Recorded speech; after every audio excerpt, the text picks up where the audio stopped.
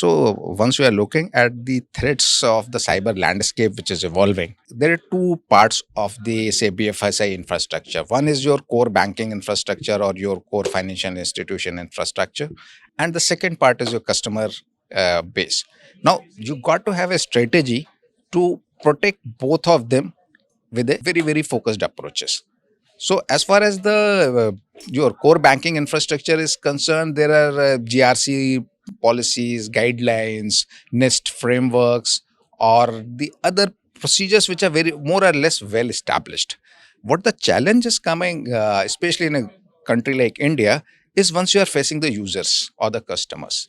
One of the studies says the Android, low cost Android mobile phones which are coming into India, they have got a 20 to 30% are loaded with the potentially harmful malware at the time of they are sold. Now a customer who's is using his application, his banking application on top of that kind of a technology stack, he is vulnerable.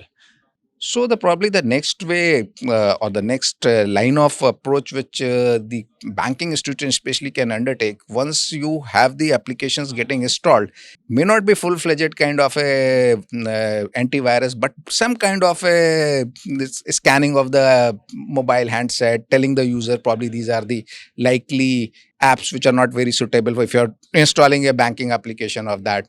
So if you undertake that kind of a thing, probably that will go a long way in protecting your user base. So that's what I think is the one approach which is presently not being done, can be undertaken. I found them to be very positive, and the experience was very frictionless, very seamless, and it turned out to be a really good experience. Wonderful kudos to them for organizing this wonderful event.